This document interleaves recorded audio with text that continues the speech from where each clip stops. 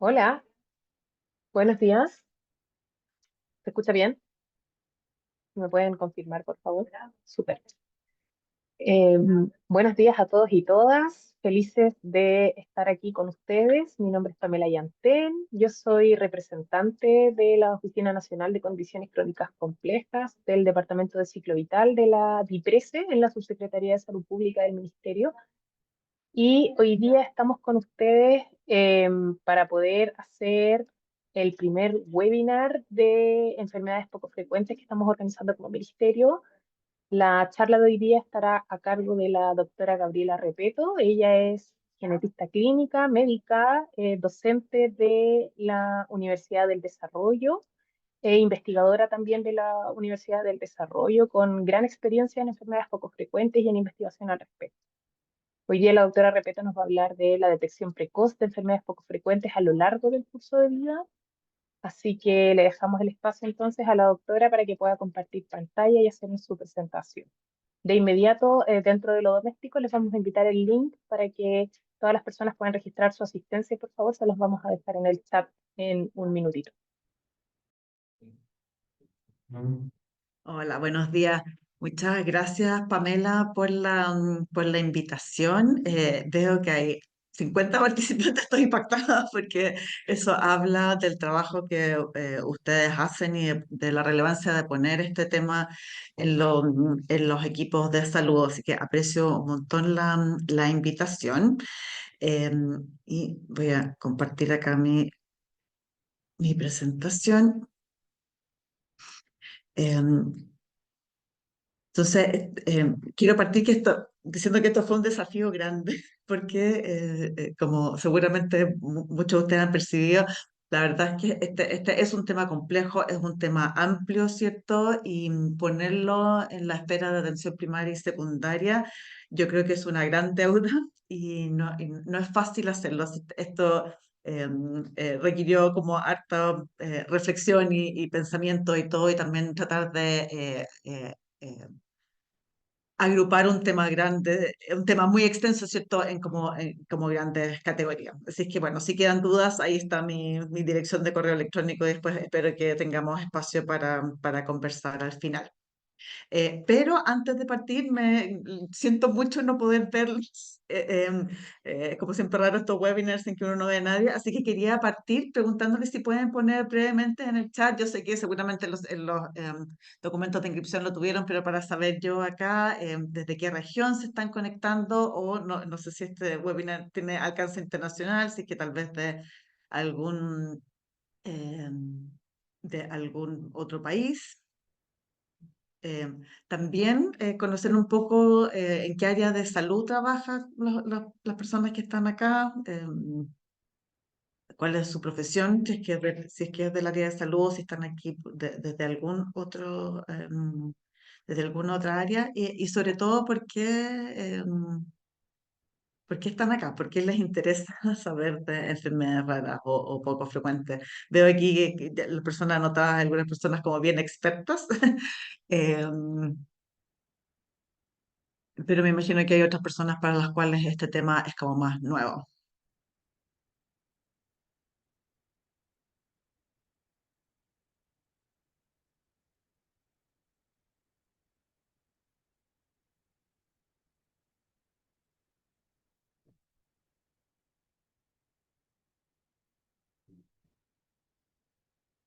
Súper, muchas gracias por la respuesta. Sí veo que nuestro grupo es como bien heterogéneo, ¿cierto?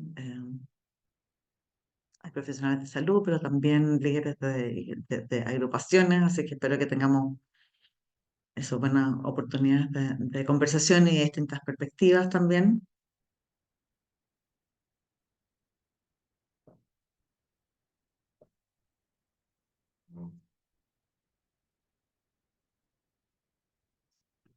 Buenísimo. Sí, y yo creo que también esto refleja, ¿cierto?, el interés transversal. Así que si quieren ir después también anotando más durante la sesión, de que vamos de nuevo a recoger esa información. Entonces, A ver, yo dividí esta sesión que va a ser larga, pero yo creo que deberíamos tener así como un recreo en la mitad, eh, para hablar de cuatro grandes temas. Uno es qué son las enfermedades raras, pero ir además de las raras o poco frecuentes, pero ir además de las definiciones realmente al impacto en salud y en otros ámbitos para tratar de contestar la pregunta de por qué debiéramos preocuparnos de ello, ¿cierto?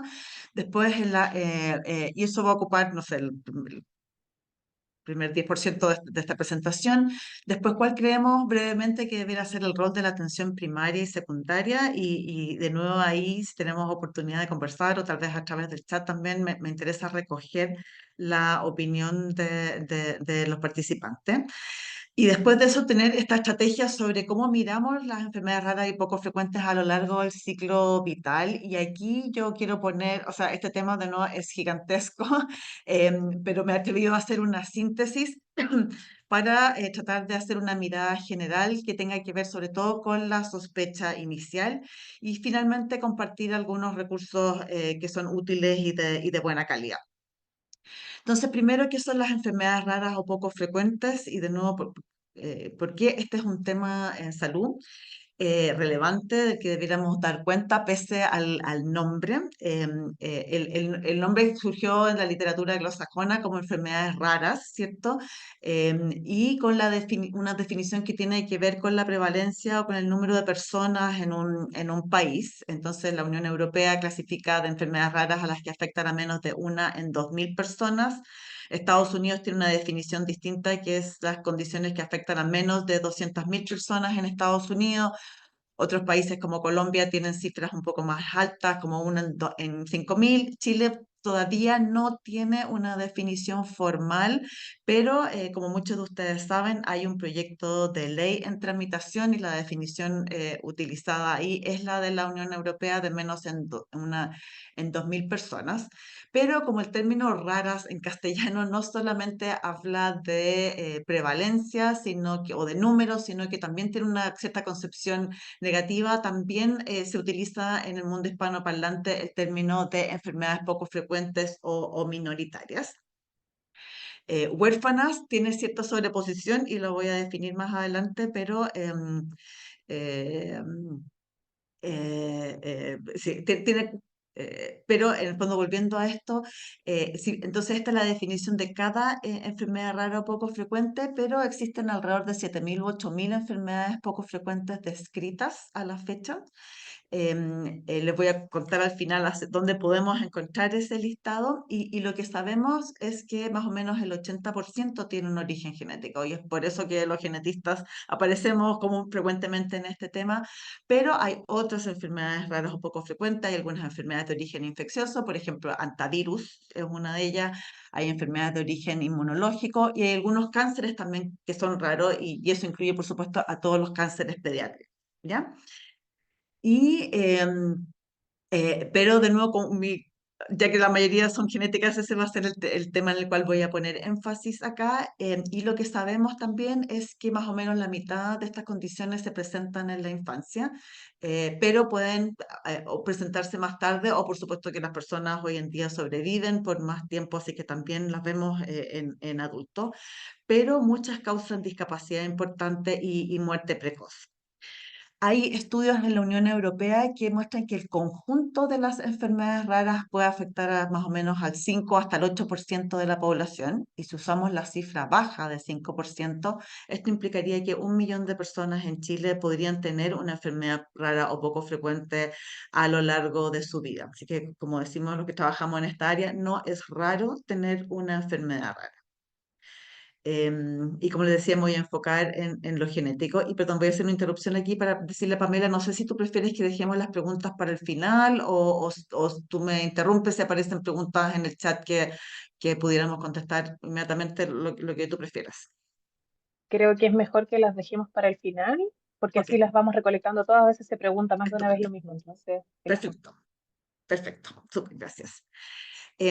Como les decía antes, también aparece frecuentemente este término de enfermedades huérfanas o enfermedades desatendidas, y este es un término que viene desde la legislación en Estados Unidos. Ellos tienen una ley de drogas huérfanas de los años 80, hecha para estimular el desarrollo de terapias para aquellas condiciones para las cuales no hay incentivo para desarrollo de fármacos o de otras terapias, porque son consideradas que son poco rentables y de poco interés para las farmacéuticas. Entonces, claro, muchas enfermedades raras o poco frecuentes son enfermedades huérfanas, pero hay otras enfermedades huérfanas que no son raras, o por lo menos, o no lo son en otros países, como por ejemplo las infecciones que afectan a personas que viven en regiones tropicales, que allá en esas poblaciones no son raras, pero sí son huérfanas. ¿Ya? Y estas 8.000, 9.000 enfermedades raras poco frecuentes no tienen una distribución y una frecuencia que es homogénea, ¿ya? Entonces, son también datos de la Unión Europea, que tienen una red comunitaria al respecto. Entonces tienen muchos datos y muchos registros. Y si uno mira en este gráfico, ellos clasificaron a las enfermedades según su prevalencia, ¿cierto? Que está aquí en la región inferior, la sección inferior de este gráfico, desde las que están cerca de ese límite de 1 a 2 1 a 5 por 10.000, a aquellas que son muchísimo menos frecuentes. Y las barras grises son el porcentaje de enfermedades que están en cada categoría, y las barras con el achurado diagonal son la proporción de personas afectadas por esa condición. Entonces, hay un grupo de alrededor de 150 condiciones raras o poco frecuentes de estas 8.000 que afectan a la mayoría de las personas, ¿ya? Entonces, como el 80% de las personas que tienen una enfermedad rara o poco frecuente tiene alguna de estas 150 categorías, y eso ha sido reconocido en Chile. Por ejemplo, el programa de pesquisa neonatal de fenilcetonuria, ¿cierto? Que tiene una frecuencia alrededor de 1 en 15.000 personas. En las garantías explícitas en salud, ¿cierto? Están cubiertos fibrosis quística y hemofilia, que tienen frecuencias también alrededor de 1 en 15.000. En la ley de Soto está la cobertura para terapias de algunas enfermedades de depósito lisosomal, epidermolisis bulosa, enfermedad de Huntington, etcétera. Y también hay otras enfermedades que, si bien no tienen como coberturas explícitas, muchos de nosotros las conocemos porque nos las enseñaron en pregrado, y son cosas que son como relativamente más fáciles de distinguir, ¿cierto? Algunas de ellas las vamos a mencionar más adelante. Pero en el otro extremo está este conjunto de miles de condiciones que son que llamamos ultra raras, ¿cierto? Y que afectan a poquitas personas. Y yo diría que en este lado, como más el lado de estas tres barras hacia la izquierda, están como los principales desafíos de diagnóstico. ¿Ya? De condiciones que es poco probable que veamos más de una vez, y eso es un desafío grande. ¿Ya? Pero volviendo a la perspectiva global, y como les decía, que no es raro tener una enfermedad rara, y si consideramos esta cifra alrededor de 5% de prevalencia acumulativa, ¿cierto? Y comparamos esto con otras condiciones para las cuales hay mucho conocimiento, hay programas, etcétera, podemos decir que, claro, por ejemplo, VIH, más o menos a la estimación de las Naciones Unidas es que alrededor de 40 millones de personas viven con VIH, de que 540 millones de personas tienen diabetes, ¿cierto? El número de personas globalmente, ¿cierto? Para una población mundial de alrededor de 8.000 millones de personas, ¿cierto? Alrededor de 400 millones de personas vivirían con una enfermedad rara, y eso es muy cercano a otras condiciones que son parte de nuestro conocimiento y manejo habitual. ¿Ya? Y algunas otras cifras que hablan de la complejidad de estas condiciones. Uno es que para las personas que logran llegar a un diagnóstico, que son seguras, dependiendo de los países, muchas veces menos de la mitad, ¿cierto? La mediana de tiempo al diagnóstico es alrededor de 8 años. Como les decía, estas condiciones se presentan comúnmente en los primeros años de vida, y tienen alta letalidad. Más o menos un tercio de los niños van a fallecer antes de los 5 años. Con respecto a desarrollos terapéuticos, hay alrededor de 500 terapias específicas para estas 8.000 enfermedades raras o poco frecuentes, o sea, menos de 5% de ellas tienen alguna terapia. Por supuesto que muchas tienen tratamiento, ¿cierto? Y el abordaje de los síntomas es muy, muy clave, ¿cierto? Pero terapias curativas es una situación de la minoría. Y como muchos de ustedes saben, ¿cierto? Y este es un tema frecuente de discusión en la sociedad, estas terapias existentes tienen altos costos por distintas razones. ¿Ya? Y estas condiciones entonces son un problema de salud pública relevante y tienen impactos no solamente en la salud individual, con las cifras que yo les acabo de mostrar, sino que también en las familias, en las comunidades y también en los sistemas de salud. ¿Ya? Entonces, este es un desafío grande y de nuevo me alegro que el Ministerio ponga estos temas sobre la mesa porque es complejo y yo creo que necesitamos muchas instancias de conversación permanente. Como son muchas condiciones distintas, la verdad es que las presentaciones clínicas son muy diversas, entonces es difícil reconocer patrones, ¿cierto? También, como son poco frecuentes, es difícil adquirir experiencia y mantener esa experiencia en el tiempo, y eso resulta también que hay una escasez de centros que sean expertos. Y desde la perspectiva también de los sistemas de salud, la cobertura es insuficiente. Hablamos de una veintena de condiciones en Chile que tienen alguna cobertura en particular, pero los otros miles no la tienen. Y también tenemos dificultades con que hay poca investigación y eso genera también poco desarrollo de terapia y también dificultades en adquirir y generar evidencia que sean sólidas. ¿Ya? Entonces, pensando desde la perspectiva de las personas, esta es una infografía desarrollada por varias agrupaciones de pacientes que grafica una de las dificultades, que es lo que llamamos la odisea o el laberinto diagnóstico, ¿cierto? En que las personas manifiestan sus primeros síntomas, consultan, ¿cierto? Habitualmente a partir de la atención primaria. Hoy en día, ¿cierto? La búsqueda de información en línea también es una práctica habitual, derivaciones a especialistas o subespecialistas, un montón de exámenes, ¿cierto? A veces no hay diagnóstico, este diagnóstico es incorrecto y puede llevar a terapias incorrectas, derivaciones a otros especialistas, llegada o vinculación con alguna asociación de pacientes, ¿cierto? Que es una componente muy clave en esta trayectoria, y después la eventualidad de diagnósticos genéticos, si lo hay o no, y eventualmente llegar a conocer la condición específica, ¿cierto?, que nos permite orientar terapias y también de nuevo agruparnos y vincularnos con otras personas que tengan estas mismas condiciones. Y esto, como les decía, puede durar años, décadas, ¿ya? Pero esto no solamente afecta a las personas, y quería mostrarles aquí unas pocas resultados de estudios que hemos estado realizando en nuestro equipo en la Facultad de Medicina de la Universidad del Desarrollo. Y este es un trabajo que está realizando Isabel Matute, que es una socióloga del Centro de Epidemiología de la facultad, y ella ha estado realizando entrevistas a cuidadoras y cuidadores de personas que tienen enfermedades raras o poco frecuentes, y como es común en otros ámbitos de cuidado, ¿cierto? La gran mayoría mujeres, fundamentalmente las madres, en edades entre 25 y 50 años en su mayoría, eh, sobre el 70%, ¿cierto?, en el sistema público de salud. Y cuando Isabel les pregunta sobre su percepción de calidad de vida asociada a salud, este es el termómetro, la escala visual análoga de la escala EQ5D.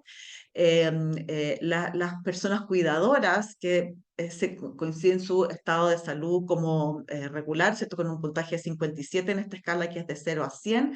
Y esto se compara, por ejemplo, con el puntaje de 70, perdón, es que 0 es el peor estado de salud imaginable y 100 el mejor estado de salud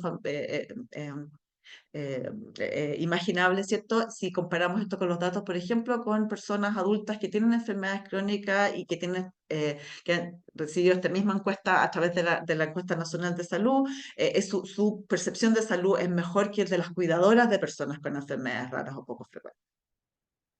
y estas personas, ¿cierto?, se sienten poco satisfechas en muchos ámbitos de su vida, calidad de sueño, diversión, situación económica, bienestar de salud mental, ¿cierto?, su vida laboral, su entorno social, condición física, acceso a servicios de salud, vida sexual, etcétera. O sea, realmente esto genera como, necesidades que son muy, muy relevantes, y dado esta situación, ¿cuáles son las principales necesidades que perciben los cuidadores con respecto a sí mismos y también a la condición de la persona que cuidan? Apoyo económico, información sobre la enfermedad, apoyo en salud mental y asesoría legal son las que son nombradas más frecuentemente por las cuidadoras.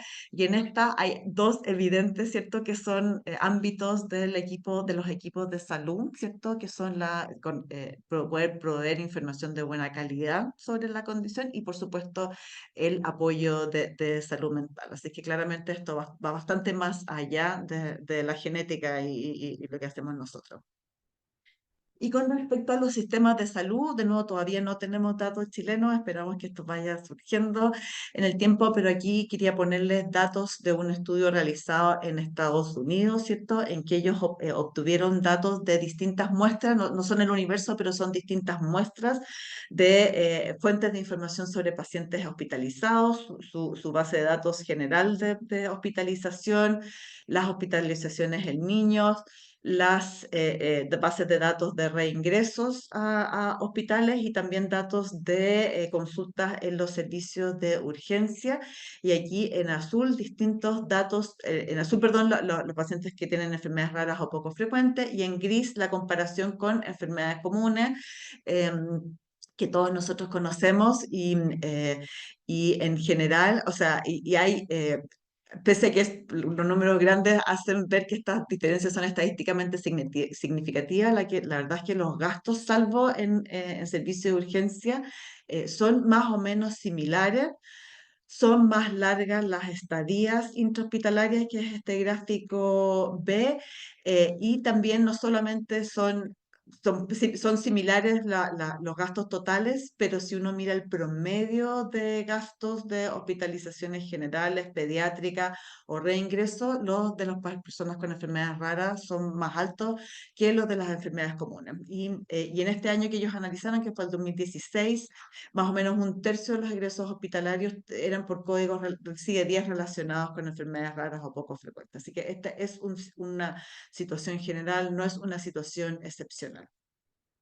Nosotros no tenemos datos de gastos en salud, pero sí hemos hecho algunos estudios sobre tasas de hospitalización, por ejemplo, y esta es una encuesta que nosotros hemos hecho a 80 participantes de un estudio nuestro que es sobre un subconjunto de personas con enfermedades raras, que son aquellas personas que no tienen diagnóstico.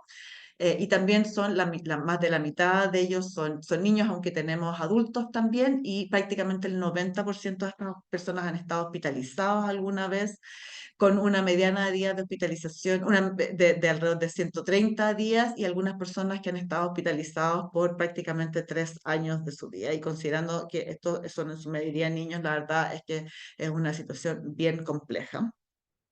Prácticamente todos asisten regularmente a algún profesional médico, y hay algunas personas que señalan que visitan a 20 médicos distintos a lo largo de su búsqueda de diagnóstico. Y también una cosa que es muy importante, la mayoría visita, es cierto, parte de su equipo de salud son profesionales de ámbitos como rehabilitación, kine, fonoaudiología, terapia ocupacional, nutrición, enfermería y también psicología. Y nos llama la atención el número relativamente bajo de psicología en circunstancias de que salud mental es una necesidad declarada como muy, muy importante. Y con respecto a especialidades médicas, como estas condiciones son muy heterogéneas, prácticamente todos los ámbitos, ¿cierto?, son nombrados por nuestros participantes, pero quiero destacar ahí que hay una proporción que la medicina general, perdón, su ámbito fundamental de cuidado, otros del ámbito pediátrico, otros del ámbito familiar. Vemos pocos en medicina interna, y sospechamos también que ahí hay una brecha, ¿cierto?, importante que debiéramos considerar. Ahora, este desafío no es solo nuestro. este es un desafío que es global, ¿ya? Y quería mostrarles acá un par de iniciativas globales. Una es una resolución adoptada por la Asamblea General de las Naciones Unidas, ¿cierto?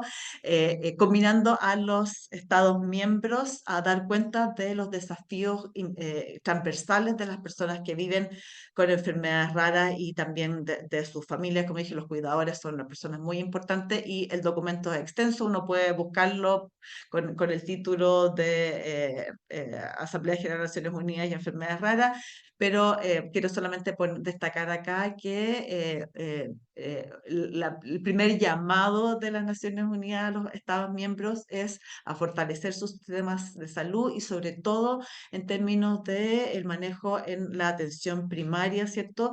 Para avanzar en proveer acceso universal de salud para las personas que tienen enfermedades raras, de manera de empoderarlos y mejorar su salud física y mental, que también muy vinculado, ¿cierto?, con el propósito de este webinar.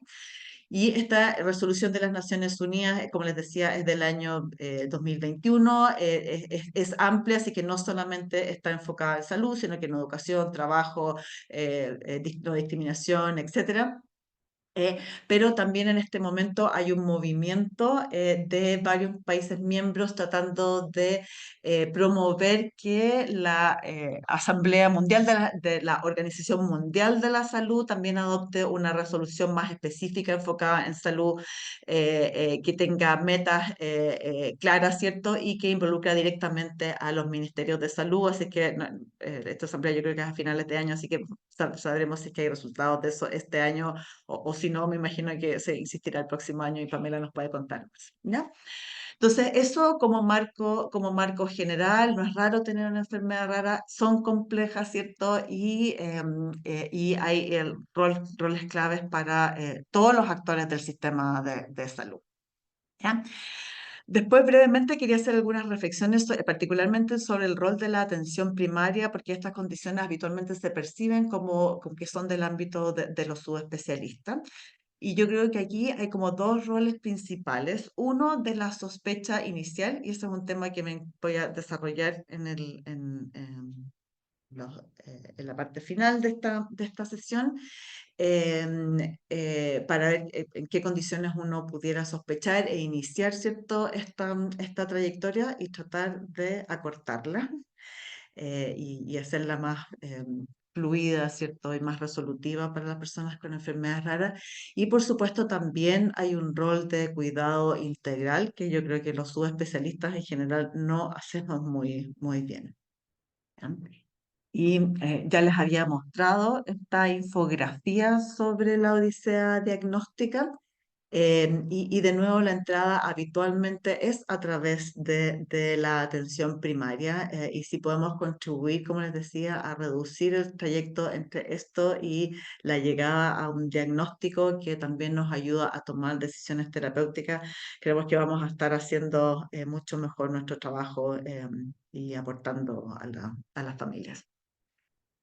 Entonces, una de las preguntas que nos hacen habitualmente, sobre todo a las personas que vienen del ámbito como de la rehabilitación, es ¿por qué es valioso llegar a un diagnóstico preciso o algunas veces descartarlo, cuando muchas veces los tratamientos sintomáticos, ¿cierto?, funcionan igual y son valiosos y muchas personas los reciben?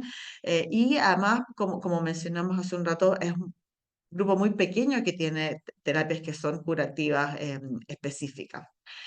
Y la verdad es que creemos que hay un valor, y esto también es información que hemos recolectado de nuestras entrevistas con pacientes, ¿cierto? Uno es que es importante poder tener información que permita informar sobre historia natural y sobre pronóstico, porque esto también es clave para orientar las terapias, aunque sean del ámbito sintomático, que, insisto, son muy valiosas. Por supuesto, distinguir entre condiciones parecidas que pueden tener resultados de salud que sean distintas. Eh, También, como señalé al principio, la mayoría de estas condiciones raras o poco frecuentes son de causa genética, Muchas de ellas son por un evento que nosotros llamamos de novo, o sea, un cambio genético que ocurrió por primera vez en ese niño, ¿cierto? Y las chances de recurrencia son bajas. Y hay otras que sí son hereditarias en que las probabilidades de recurrencia son más altas. Y esta información es relevante para las familias para tomar decisiones reproductivas, por ejemplo, y también para identificar a otras personas en riesgo que vamos a ver con ejemplos más adelante. Y un poco lo acabo de señalar. Después, de nuevo, lo mencioné también antes y solamente le quiero enfatizar la relevancia de pertenecer a agrupaciones de familias y agrupaciones de apoyo. El rol de los expertos por experiencia es clave a nivel personal y también a nivel social y políticas públicas. Son las agrupaciones de pacientes las que en muchos lugares, incluido Chile, ¿cierto?, han movido la aguja para generar políticas públicas que respondan mejor a sus necesidades. Y también nosotros creemos que sobre todo en los ámbitos de las condiciones para las cuales no hay guías clínicas o terapias específicas, la verdad es que poder participar en investigación y ensayos clínicos, ¿cierto? También nos permite generar avances y eso es solo lograble, ¿cierto? A través de nuevo, llegar a diagnósticos y promover una cultura de participación en investigación, porque eso redunda en beneficios de salud. Y además de este rol importante en diagnóstico, por supuesto que hay un rol clave de la atención primaria también en el seguimiento y tratamiento. O sea, una persona que tiene una enfermedad rara no está protegida de desarrollar otras condiciones comunes y todo lo que tiene que ver con promoción de salud y estilos de vida saludable sigue siendo un tema importante y que muchas veces lo olvidamos por esta complejidad. Entonces, de nuevo, asegurarnos que las personas estén recibiendo, además de los cuidados específicos de su condición, sus cuidados generales de salud, las inmunizaciones, controles de crecimiento, desarrollo psicomotor, etcétera. Todos esos ámbitos son extraordinariamente claves. Muchas veces también las personas de atención primaria y sobre todo los pediatras también están como muy llamados a también ser los coordinadores del cuidado para estas familias que están eh, recibiendo, como les mostré antes, cuidados de múltiples especialistas. Y yo aquí quiero destacar una iniciativa en particular que es la supervisión de salud para los niños y adolescentes con necesidades especiales de atención en salud, como una estrategia integral de cuidados que abarca los distintos niveles de salud. Yo creo que mucho, no voy a dedicar, no voy a revisar esto, pero porque yo creo que muchas de las personas de aquí lo conocen, pero si no, los invito a mirar esta orientación técnica para el manejo integral de NANEAS. Esto no habla en absoluto, creo, de enfermedades raras o poco frecuentes, pero muchos de nuestros pacientes están siendo seguidos en esos policlínicos de NANEAS y también insisto que es un modelo que yo creo que debemos expandir en otros ámbitos de cuidado de personas con condiciones complejas.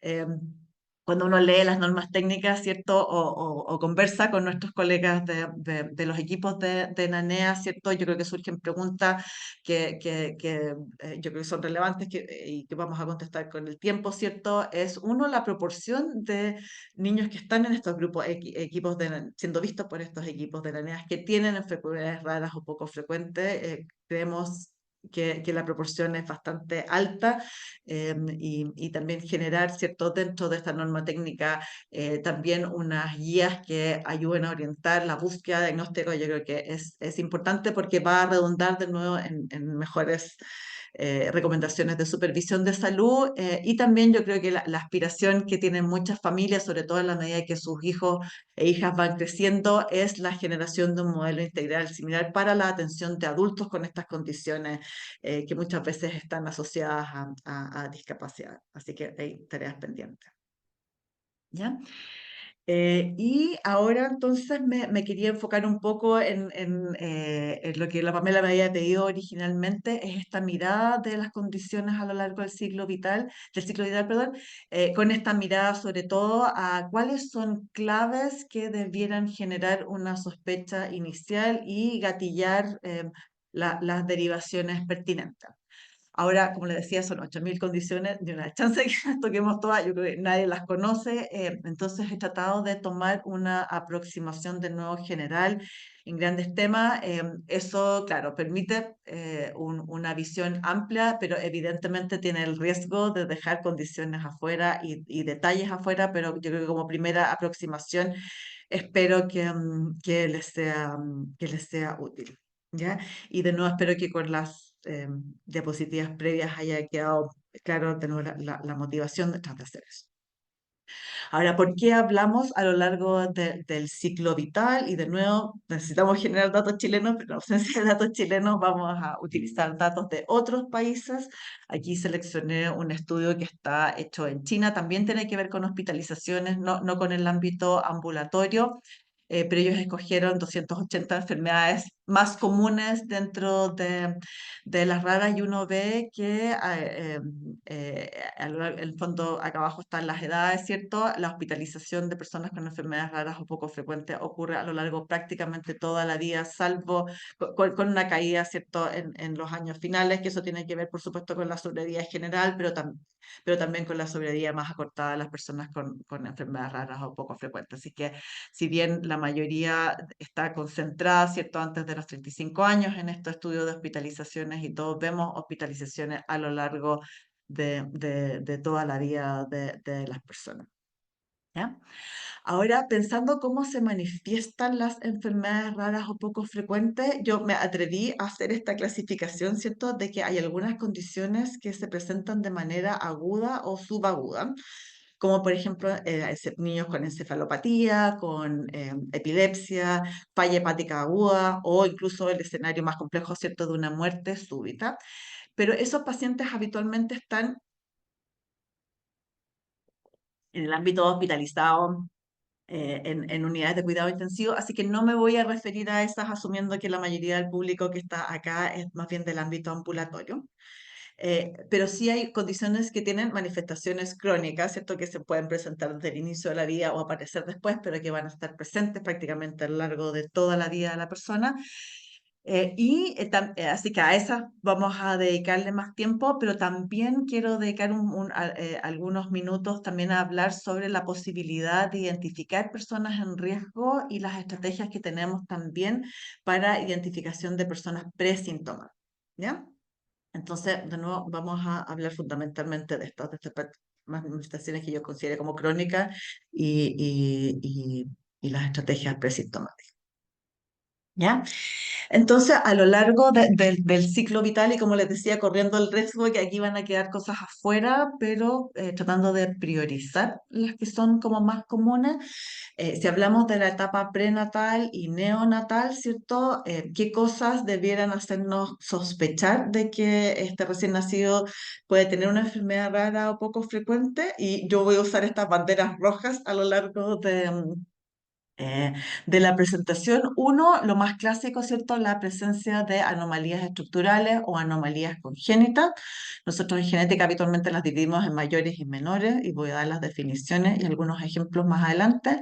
Y también las alteraciones del crecimiento que se pueden presentar en el periodo prenatal y neonatal, como los niños que son pequeños para edad gestacional, también grandes para edad gestacional y también, sobre todo, crecimientos asimétricos, porque por supuesto que ser PEG o grande parada gestacional tiene muchas otras causas y que no son solamente enfermedades raras o poco frecuentes, pero pueden ser un signo, pero también estos crecimientos asimétricos pueden ser una manifestación, ¿ya? Entonces, si profundizamos un poco en anomalías congénitas, ¿cierto? Nosotros llamamos estas que son alteraciones estructurales que se originan, ¿cierto?, en la vida prenatal, ¿ya?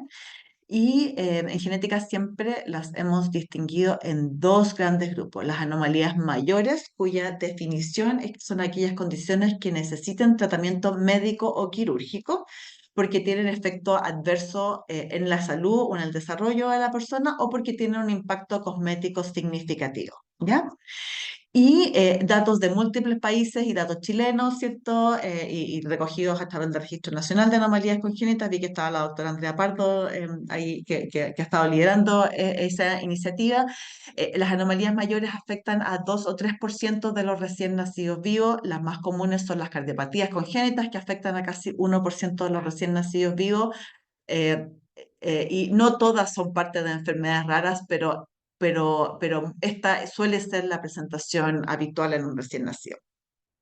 Y por otra parte tenemos las anomalías menores, que son aquellas que no tienen tratamiento, que no requieren tratamiento médico quirúrgico porque no afectan la salud o el desarrollo, no tienen impacto cosmético significativo, pero a nosotros en genética siempre nos ha importado porque hay pistas de diagnóstico, ¿cierto?, para orientar hacia alguna condición. Y también me es importante y relevante distinguir, ¿cierto?, de la variación normal de las distintas poblaciones a nivel general, o también de rasgos que son familiares pero que no constituyen un problema médico. Ahora, las anomalías mayores, ¿cierto? Como les decía, están presentes en 2 a 3% de los recién nacidos vivos. Las cardíacas son las más comunes. Después de eso vienen, ¿cierto?, malformaciones cerebrales, cardiofaciales o del sistema genitourinario, seguidas de las malformaciones de extremidades en frecuencia. Y de nuevo, muchas de estas se presentan de manera aislada, o sea, el niño solamente tiene la cardiopatía congénita, no tiene ninguna otra manifestación adicional, y eso seguramente evidentemente no lo consideramos parte de una enfermedad rara o poco frecuente, pero si hay otras manifestaciones adicionales que voy a describir más adelante, nos hacen sospechar de que esta cardiopatía congénita ya no es aislada, sino que es parte de un síndrome, ¿cierto? Y la mayoría de los síndromes son enfermedades raras o poco frecuentes. Después, con respecto a anomalías mayores, que las que decía que son como estas pistas diagnósticas, pero que no necesitan terapia, ¿cierto? La bífida es una de ellas. Hay veces que solamente esto, pero hay otras veces que a esto subyace una fisura submucosa del paladar, que no es visible a simple vista, pero que afecta el cierre de los músculos del paladar durante la deglución o la fonación.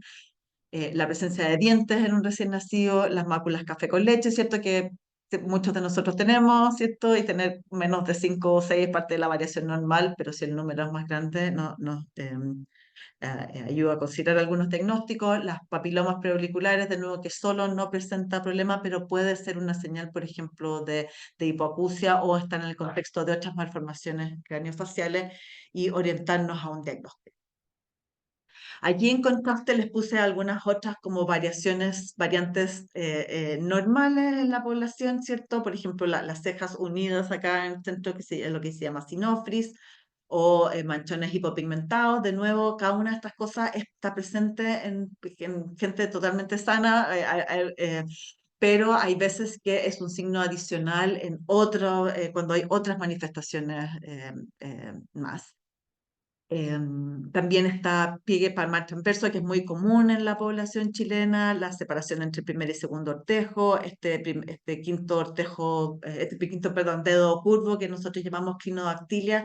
Entonces, de nuevo, si esto está aislado, lo más probable es que no tenga ninguna implicancia, pero si vemos un conjunto de estas anomalías menores y sobre todo en presencia de anomalías mayores, esto para nosotros es una señal es una de las primeras señales de alerta. Entonces, aquí bandera roja, entonces, la presencia de 2 o más anomalías mayores o una mayor y varias menores pueden ser indicativos de la presencia de un síndrome, y yo diría que todos los síndromes, salvo síndrome de Down hoy día y tal vez síndrome de Turner, que está justo en el límite de incidencia, son consideradas enfermedades raras o poco frecuentes, ¿ya? Y como les decía, hay veces que hay anomalías menores que por sí mismas no son problema, pero que nos obligan, ¿cierto?, a ir a buscar proactivamente una anomalía mayor, como la fosita sacra y su relación, ¿cierto?, con defectos de tubo neural, o estos papilomas que les mostraba yo preauriculares y eh, presencia con, perdón, y su relación con hipoacusia o con otras malformaciones craneofaciales, ¿ya? Entonces quiero ilustrar esto ahora con un caso clínico, ¿cierto? Por ejemplo, aquí tenemos un recién nacido que fue adecuado para la gestacional, tuvo un embarazo normal, no hay ningún antecedente previo, pero se diagnostica una comunicación interventricular. ¿Ya? Que como les decía es una de las anomalías aisladas más comunes, así que pudiera ser solamente eso y algunas van a cierre espontáneo, otras necesitan cierre quirúrgico, ¿cierto? Pero este recién nacido, además de eso, hace en su evaluación una hipocalcemia que es asintomática y que es pesquisada solamente durante exámenes de rutina. Pero en el examen físico, además de eso, tiene esta anomalía menor que les decía yo que es la úvula bífida, pero además de tener reflujo oral, ¿cierto? También tiene episodios de reflujo nasal, o sea, sale la leche por la nariz. Entonces ya aquí van apareciendo más cosas en torno a esta CID, a esta manifestación inicial de la CID, y además de eso, si agregamos los datos de historia familiar, vemos que su mamá tiene una discapacidad intelectual leve.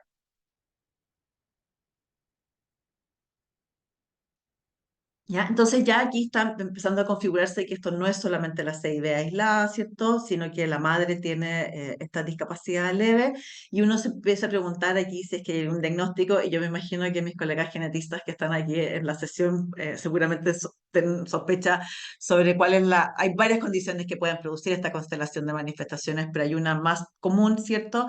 Que es el síndrome de microdeleción de cromosoma 22, o sea, falta un pedazo de material genético en el cromosoma 22.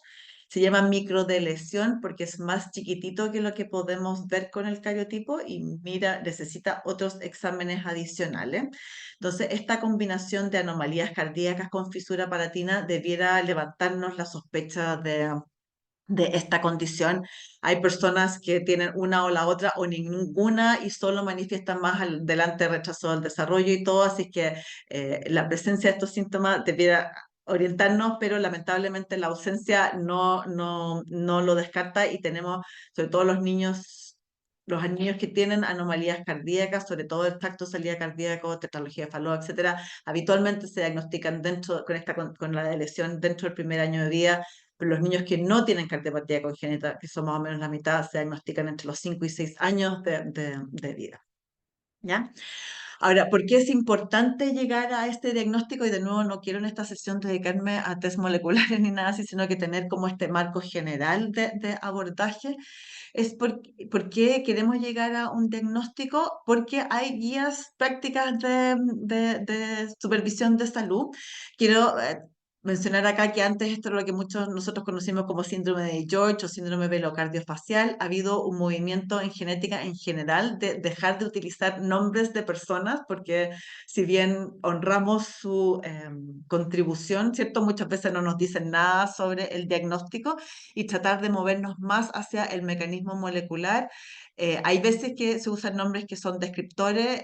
Por un tiempo se usó velo cardiofacial para indicar que las personas tenían problemas en el paladar blando, cardíaco y también faciales, pero también ha pasado que se reconocen personas que tienen esta alteración genética y tienen otras manifestaciones fundamentalmente del área del neurodesarrollo y cognitiva y psiquiátrica. Entonces también ese nombre velocardiofacial se ha quedado corto y por eso ahora usamos de lesión 22.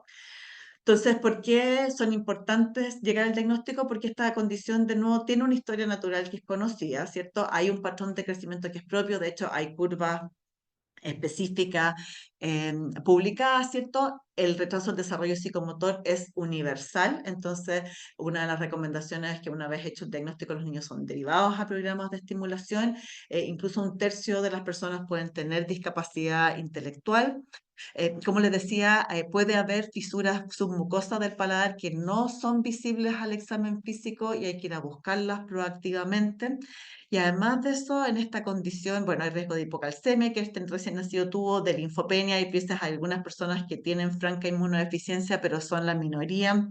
hay riesgo de hipotiroidismo, que hay que irlo chequeando, y otras manifestaciones, ¿cierto? Y además de eso, sabemos que hay un riesgo de 25% de desarrollo de psicosis en la etapa escolar y adolescente, y nosotros también tenemos una cohorte de adultos en seguimiento que han desarrollado trastorno del movimiento y enfermedad de Parkinson temprano. Entonces, el fenotipo muchas veces está bien descrito en los niños pequeños, pero en el seguimiento aparecen otras cosas que es importante conocerlas, ¿cierto? Para ir siendo proactivos para buscarlas. Entonces, anomalías congénitas y sobre todo si son varias, ¿cierto? Alarmas de potencial de enfermedad rara, ¿cierto? Y también estas alteraciones del crecimiento pueden ser una señal, ¿cierto? De nuevo, estas son pueden tener muchas otras causas. No quiero insinuar que todas se deben a enfermedades raras, pero de nuevo, si usamos esta búsqueda de pistas adicionales, yo creo que podemos orientar hacia dónde vamos, ¿cierto? Entonces, acá otro caso clínico, aquí un recién nacido que fue pretérmino, grande para la edad gestacional, tiene una macroglosia que pueden ver en la figura, ¿cierto? Y una hernia umbilical, desarrolló una hipoglicemia neonatal que fue sintomática y además de eso una miocardiopatía hipertrófica. Y muchas de estas cosas se atribuyen a diabetes materna, ¿cierto? Pero aquí en este caso no existía antecedentes de alguno de diabetes materna. Y este conjunto de condiciones, de nuevo, de manifestaciones, pueden tener una causa exógena como la diabetes materna. Sin embargo, también hay un gran imitador genético de esto que, de nuevo, no los quiero abrumar con nombres, pero solamente para poner aquí el ejemplo de que hay cosas de síndromes poco frecuentes que se parecen mucho a condiciones que son más comunes. Y este es el síndrome de Beckwith-Wiedemann. Entonces, cuando este fenotipo nosotros sabemos que habitualmente es atribuido a una situación exógena, pero esa situación exógena no está presente, eso también debiera elevarnos la sospecha de una enfermedad rara o poco frecuente. ¿Ya? Y aquí lo mismo, de nuevo, ¿por qué queremos llegar a este diagnóstico? ¿Cierto? También porque hay historia natural conocida y guías de supervisión y estos niños tienen, ay, perdón, dice hipocalcemia y debería ser riesgo de hipoglicemia, mis excusas. También tienen riesgo de sobrecrecimientos que son asimétricos y unilaterales. Y sobre todo, los niños que tienen estos síndromes de sobrecrecimiento, este y otro, tienen también riesgo de desarrollo de tumores, en este caso en particular, tumores derivados de tejidos embrionarios que ameritan supervisión, ¿cierto? Y pesquisa activa durante los primeros 5 u 8 años de vida.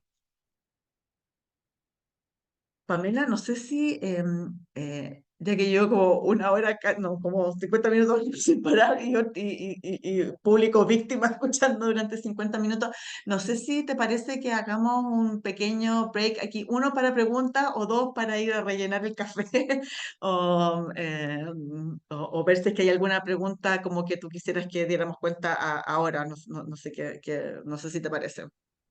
Sí, pudiéramos ir viendo algunas de las preguntas. Denme un segundito.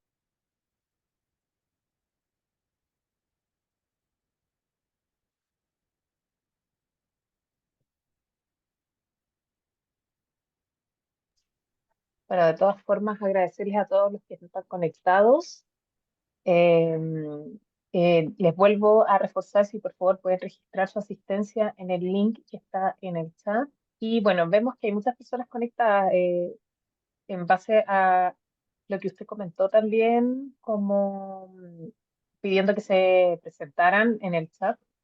Se podemos ver a distintas personas que están conectadas. No sé si pudo leer también los ¿Ya? comentarios de todas las personas que están conectadas. Bueno, y una de las preguntas que nos llegó tiene que ver con las consejerías genéticas. Eh, una de las preguntas dice, ¿dónde se realizan las consejerías genéticas y quiénes las pueden hacer en Chile? Y si efectivamente eso está como ampliamente distribuido, en realidad no tanto, o si es como para algún tipo de personas en particular. Ujú. Sí, buen punto. La asesoría genética es una prestación de salud, ¿cierto? Que tiene que ver con empoderar a las personas que tienen o que tienen riesgo de tener una condición genética con conocimientos sobre la condición, el diagnóstico, los mecanismos, los pasos a seguir y los riesgos de recurrencia, de manera tal de que puedan tomar decisiones que sean más adecuadas a su situación de salud y a sus preferencias.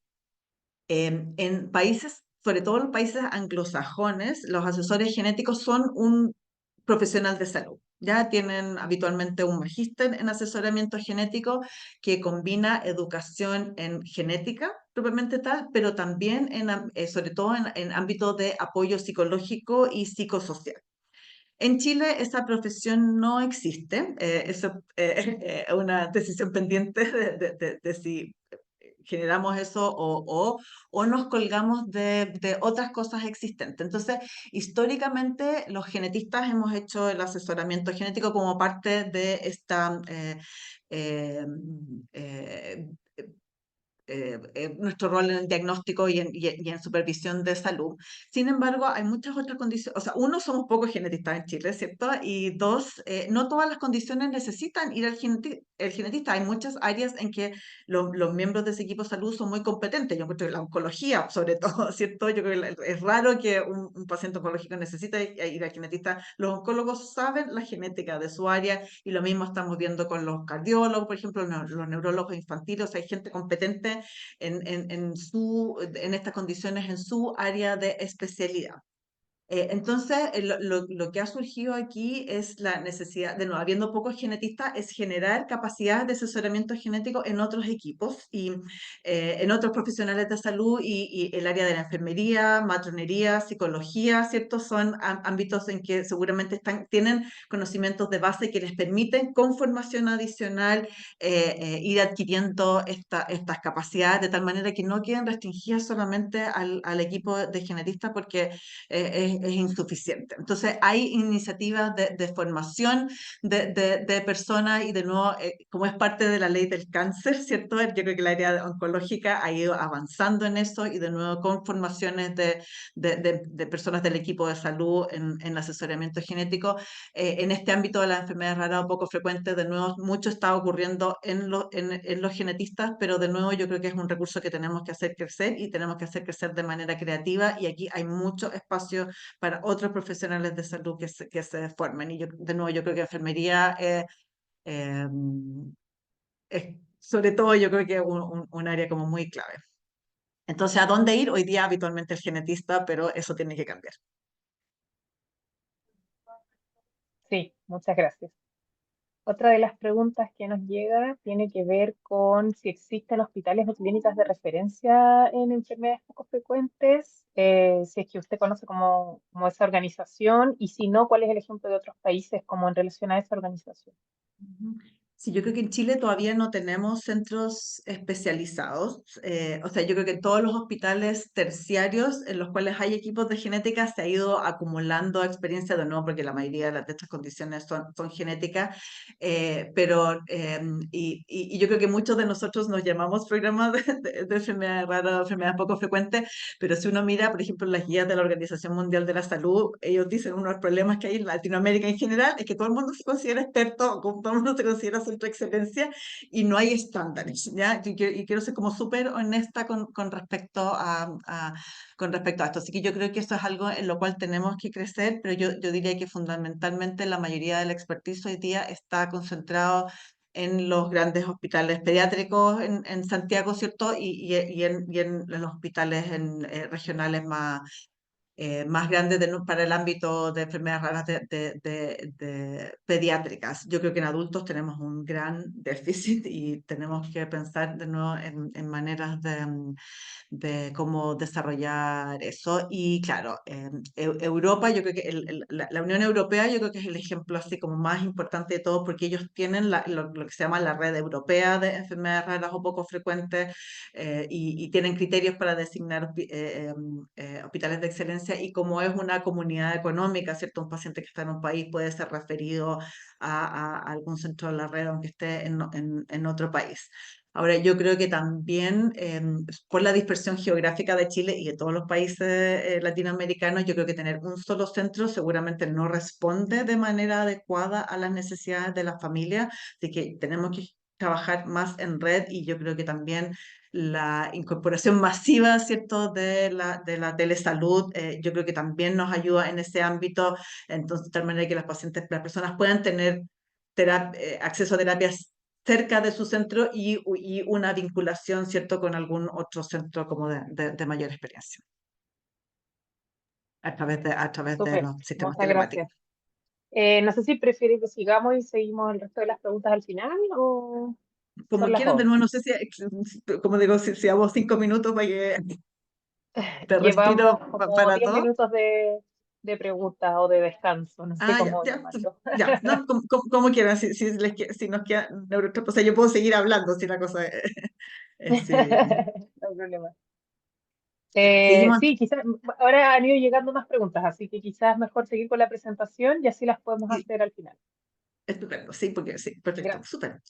Entonces, ahora, ¿qué pasa ahora con la infancia y la etapa preescolar? Por supuesto que las anomalías congénitas y las alteraciones del crecimiento que no tengan otra explicación siguen siendo un criterio de sospecha, pero aquí surge el gran tema de las alteraciones del neurodesarrollo, ¿cierto? El retraso del desarrollo psicomotor, trastorno del espectro autista, ¿cierto? Que ahora también es parte, ¿cierto?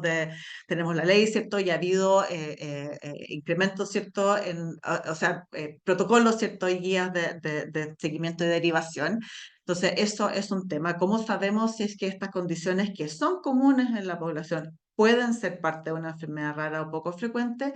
Y también yo quiero poner aquí el tema de las alteraciones de los órganos de los sentidos, ¿cierto? Hipoacusia, sobre todo de nuevo en presencia de otras anomalías, problemas visuales significativos y todo.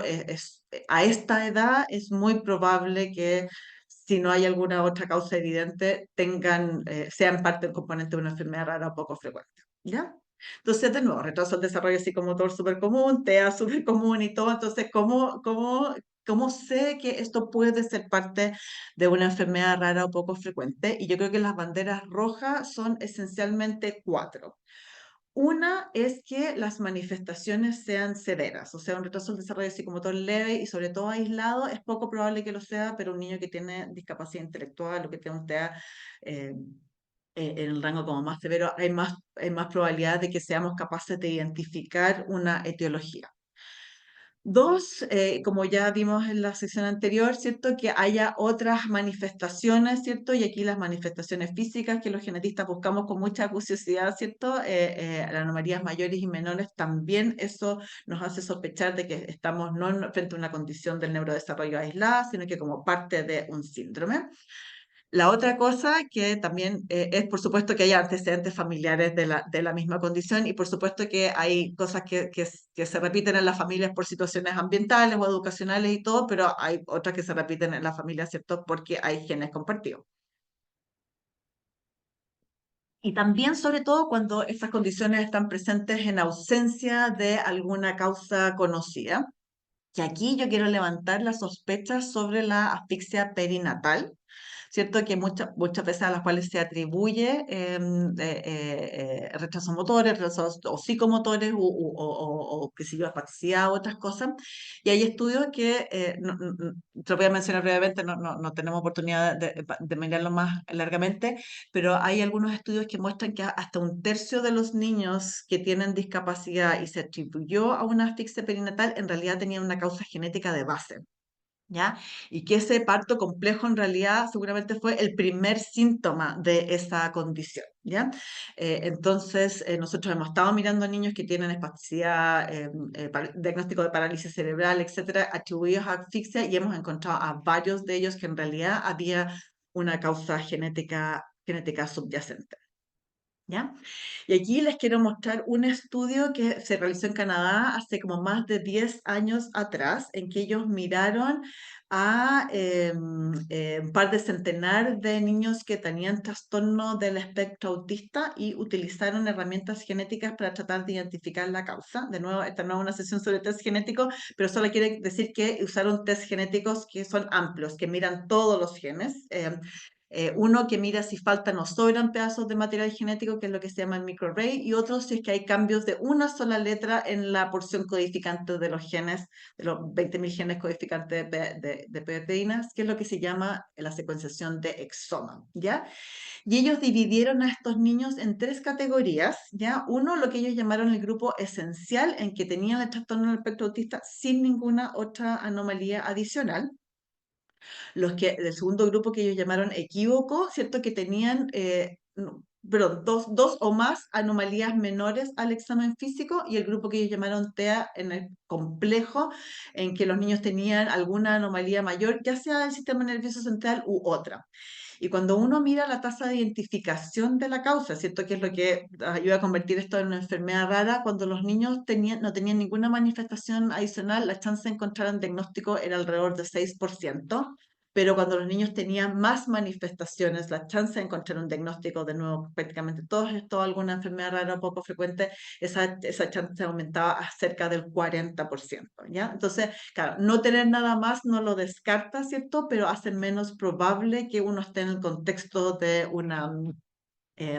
de una enfermedad rara, o al menos una enfermedad rara identificable con las herramientas que tenemos el año 2024, ¿ya? Ahora, ¿por qué en estos ámbitos usamos estos test amplios? Es porque si uno mira distintas condiciones genéticas, hay algunas de ellas en que tienen baja complejidad, o sea, hay un solo gen involucrado, ¿cierto? Y uno puede ir a mirar directamente ese gen, pero con ceguera y sordera y con discapacidad intelectual hay muchísimos genes involucrados, sobre todo la mayoría de nuestros genomas en realidad son genes que tienen que ver con nuestra función, estructura o función cerebral. Entonces hay muchas cosas que pueden cambiar, ¿cierto? Y llevar a discapacidad intelectual, y por eso hoy en día en genética, y de nuevo no me voy a meter en test en detalle, pero nosotros en estos casos tendemos a buscar ampliamente en muchos genes. Eso es mucho más efectivo que ir a mirar como habíamos hecho hasta hace poco tiempo atrás, gen por gen, porque las chances de que estemos buscando en el lugar equivocado es alta. Así que estas condiciones nosotros decimos que tienen alta heterogeneidad genética. Hay centenares de genes que pueden estar alterados y causar estas condiciones.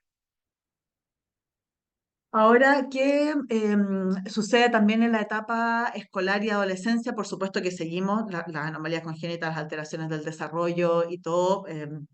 Están todavía vigentes y muchos niños todavía no han llegado a un diagnóstico. Así que todo lo que hemos dicho hasta ahora es válido, ¿cierto? Pero aquí yo diría que la bandera roja son como presentaciones atípicas de condiciones que son comunes, o sea, esas cosas que a uno como que no le calza mucho, ¿ya? Y aquí voy a presentarles también un caso clínico, que es una adolescente de 14 años. Uy, estoy tratando de achicar, de 14 años, de sexo femenino, que en un examen de rutina totalmente asintomática y todo, se detecta que tiene una glicemia elevada. Esto se repite en varias ocasiones, y además de eso tiene una hemoglobina glicosilada elevada, ¿cierto? Pero ella tiene un IMC dentro del rango normal, tampoco tiene signos de resistencia a insulina. No hay autoanticuerpos, y de nuevo esta paciente está como bastante asintomática. Entonces, esto es una cosa como un poco rara, ¿cierto? Para hiperglicemia y para eventual diagnóstico de diabetes. Y vamos a nuestra siempre fiel historia familiar, ¿cierto? Y vemos que su madre tiene diabetes, ¿cierto? Y que también su abuelo paterno también tiene diabetes. Perdón, y este abuelo no la madre, sino que este abuelo fue diagnosticado antes a los 40 años, ¿cierto? Y la mamá en realidad tiene como unas características bien típicas de diabetes tipo 1, ¿ya? Cosa que esta paciente no calza. Entonces, también acá esto es una situación común, hiperglicemia y sospecha de diabetes, pero en un contexto que es un poco inusual en un adolescente que no tiene otros factores de riesgo, pero en las que hay antecedentes familiares. Y esto es sugerente de un subtipo de diabetes bien peculiar que se llama MODY, que es una sigla por Maturity Onset Diabetes of the Young, o sea, diabetes del adulto, pero que se presenta en personas jóvenes, y que es una condición autosómica dominante, eh, eh, eh, y que seguramente es ultra subdiagnosticada, ¿cierto? Se debe a mutaciones de un gen, pero hay como una veintena de genes ya reconocidos como MODY, y que también tiene heterogeneidad genética, pero no tanto como la discapacidad intelectual. Se suele confundir o con diabetes tipo 1 o con diabetes tipo 2, dependiendo de la edad de presentación y de otras manifestaciones.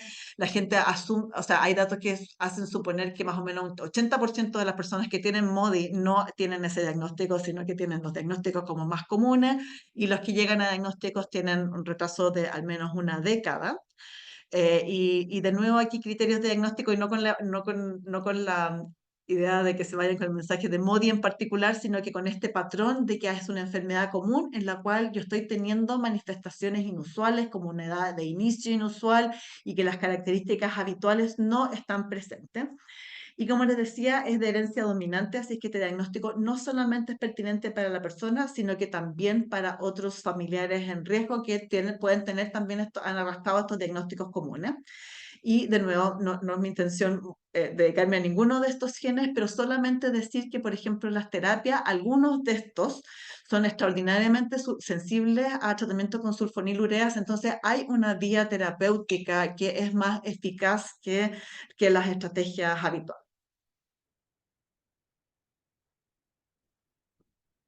Y otra situación también, cosas que uno se encuentra en el ámbito como de control habitual, ¿cierto? Un adolescente de 12 años de sexo masculino que es derivado por su colegio porque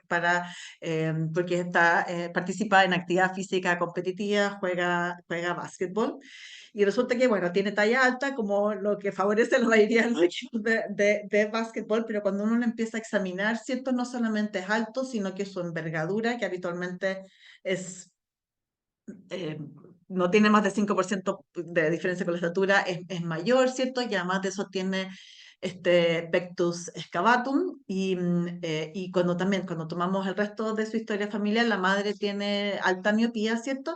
Y además de eso, un tío materno que falleció muerte súbita y no se identificó la familia no conoce la causa. Entonces, claro, ser alto, ¿cierto? Puede ser ventajoso y sobre todo en el equipo de básquetbol, pero empiezan a aparecer estas otras manifestaciones sutiles, menores, de nuevo, en el examen físico y esta historia familiar, ¿cierto?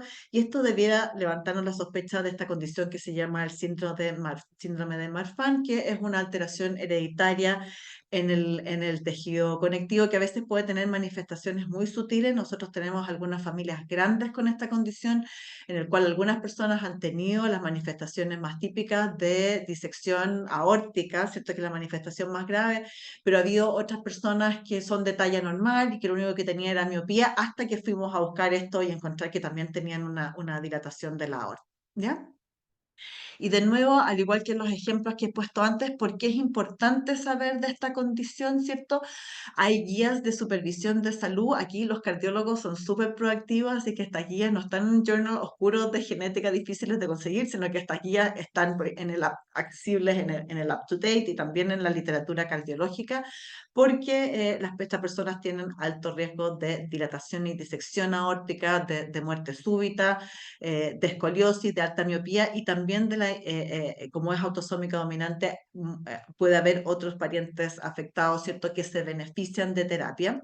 Y una de las cosas que se sabe con Marfan y se sabe como desde los años 80, que el uso de beta bloqueadores o más recientemente también de los bloqueadores de receptores de angiotensina reducen enormemente la velocidad de dilatación de la velocidad de la dilatación aórtica y el riesgo de muerte súbita. Entonces, aquí hay una intervención simple, ¿cierto?, que podemos implementar si es que podemos llegar al diagnóstico preciso. ¿Ya? Y moviéndonos ya ahora de los adultos, por supuesto, siempre tenemos algunas personas que vemos a nosotros adultos que tienen las condiciones anteriores, discapacidad intelectual, anomalías congénitas, pero nacieron en una época en las cuales no había diagnóstico y no se hablaba de enfermedades raras, así que los vemos ahora y llegamos en personas a diagnóstico a los 60 años de una condición que tuvieron desde el nacimiento, pero también hay otras condiciones que se manifiestan directamente en los adultos y aquí también son muchas, pero voy a mencionar como las más comunes, ¿cierto? Uno, las enfermedades cardiovasculares, ¿cierto? Y hay algunas arritmias que son parte de enfermedad rara. o miocardiopatía hipertrófica o dilatada, o sea, crece o se dilata el músculo cardíaco y de nuevo hay muchas causas, hay algunas causas externas, ambientales para eso, pero en su ausencia uno debiera pensar esto. También tenemos muchas manifestaciones de enfermedades neurológicas y particularmente enfermedades neurodegenerativas y tanto versiones, condiciones que son poco comunes por sí mismas o versiones inusuales o raras de condiciones comunes como demencia y Parkinson, ¿ya? Y por supuesto cáncer, cáncer es muy común en toda la población adulta. La mayoría, ¿cierto?, por causas multifactoriales, pero hay un subconjunto, ¿cierto?, de cánceres que son hereditarios y que caen en esta categoría de enfermedades raras o poco frecuentes. Y aquí yo diría que las principales banderas rojas que nos hace sospechar en este mundo de condiciones comunes, uno es las manifestaciones que ocurren en edades más precoces que lo habitual, ¿cierto? Y es porque habitualmente esta persona tiene un cambio genético que inició su susceptibilidad desde el momento de la concepción, a diferencia de las manifestaciones de las enfermedades más comunes, diabetes, demencia y todo más comunes, que son una acumulación de eventos multifactoriales a lo largo de la vida. Y la otra gran bandera roja, entonces, es la presencia de antecedentes familiares, ¿ya? Y también hay criterios para esto, solamente traje de un par de ejemplos, la sospecha de cáncer de mama u ovario hereditario, ¿cierto?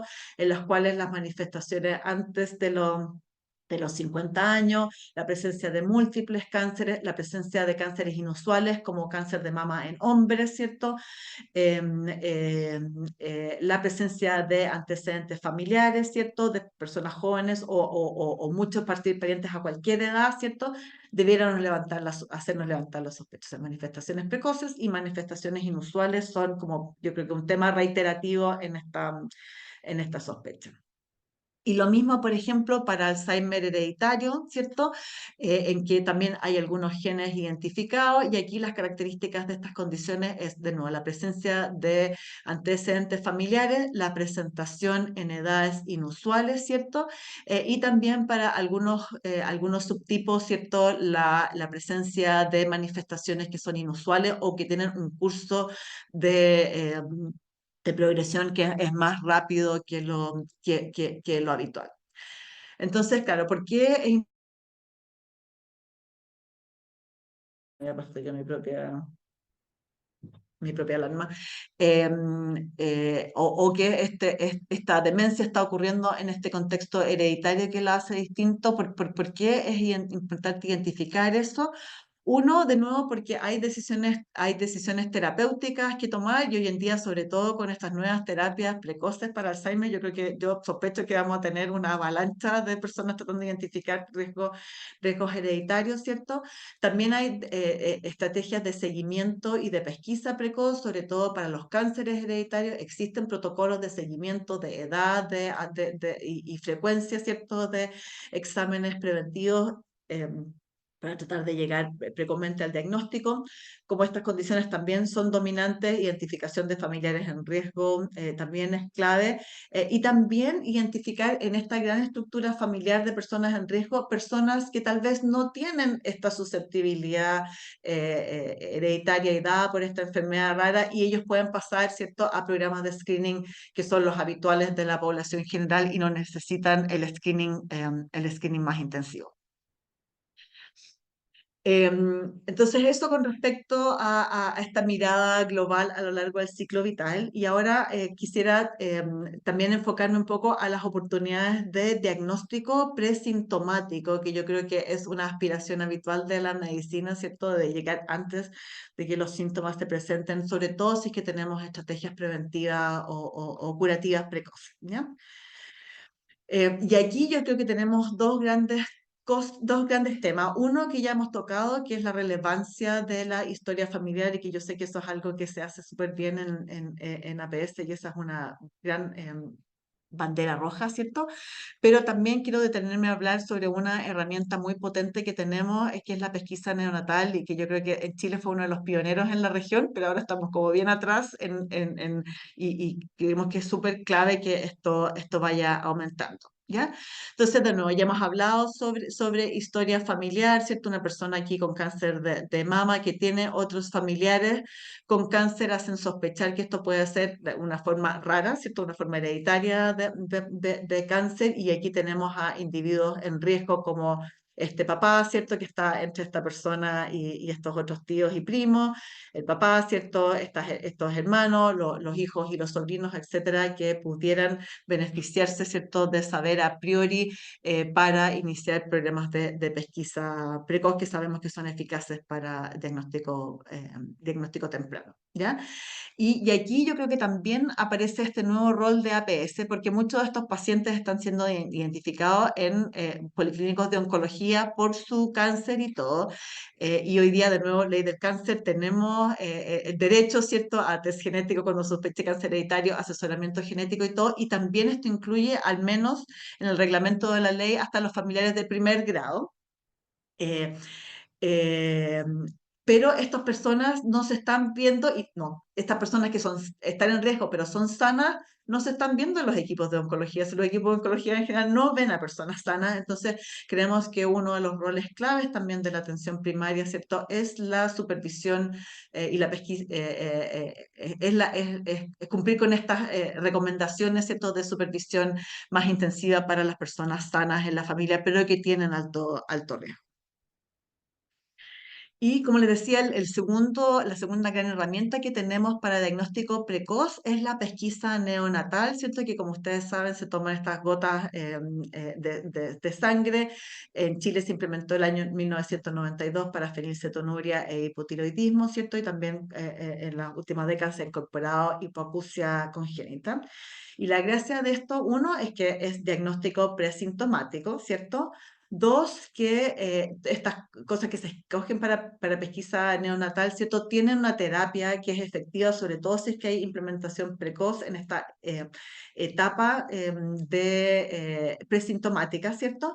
Y además de eso, yo encuentro que lo más clave acá es que yo encuentro que es como el gran democratizador del acceso a diagnóstico de enfermedades raras o poco frecuentes, ¿cierto? Porque como es universal, no son dependientes de que yo haya llegado al doctor que es capaz de reconocer esto en un mar de otras condiciones, ¿cierto? Que es independiente de la región geográfica donde vivo y todo, entonces lo hacen independiente de la sospecha clínica, y por eso estas pesquisas son tan eficaces, ¿cierto?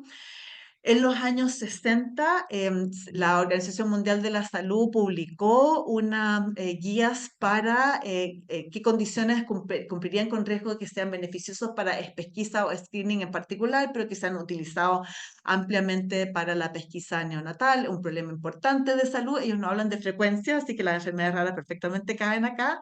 Hay un tratamiento aceptado, ¿cierto? Aprobado para las personas que lo tienen. Hay servicios que después de la pesquisa inicial pueden iniciar la confirmación diagnóstica y la terapia. Hay una fase de latencia presintomática, ¿cierto?, en la cual estas terapias funcionan mejor, ¿cierto? Tenemos un examen de diagnóstico de confirmación. El examen de pesquisa, pues, es aceptable para la población, es sencillo de realizar y todo. Se conoce la historia natural de la enfermedad, ¿cierto? Hay claridad sobre qué personas deben tratarse, ¿cierto?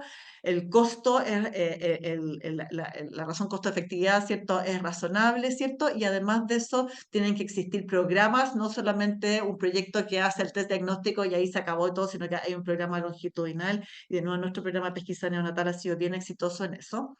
Pero como les decía, hoy día tenemos estas tres condiciones de screening obligatorio, pero existe una pesquisa neonatal ampliada que mira con un mismo test, ¿cierto?, otros veintitantos errores innatos del metabolismo que afectan fundamentalmente los aminoácidos y los ácidos orgánicos y los ácidos grasos, para los cuales hay terapias con dieta, ¿cierto? La fibrosis quística también es factible de pesquisar por pesquisa neonatal, y ha habido pilotos acá, la hiperplasia suprarrenal congénita y otras condiciones.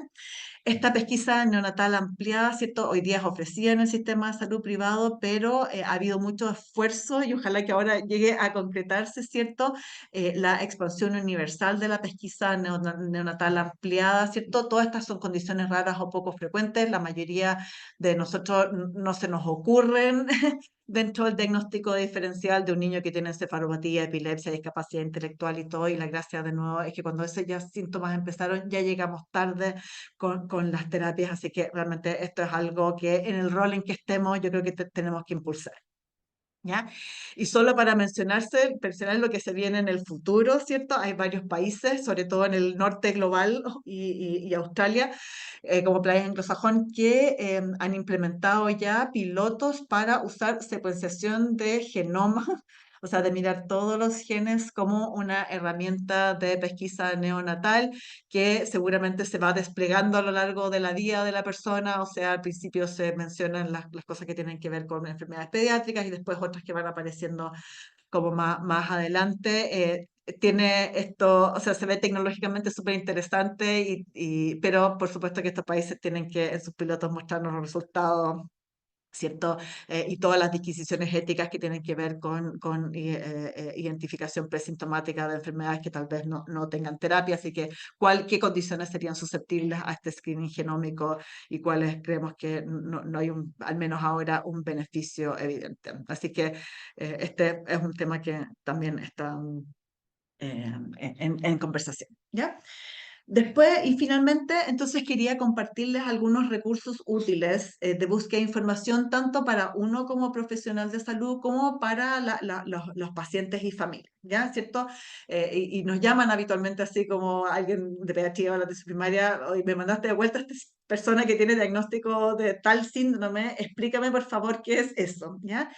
Y quería mencionarlas acá, tres fuentes de información, no son las únicas, pero tres fuentes que yo considero que son particularmente de buena calidad y de fácil acceso, que son Orphanet, GeneReviews y Unique. ¿Ya? Entonces, Orphanet es un recurso de esta red europea de enfermedades raras que ya les he mencionado.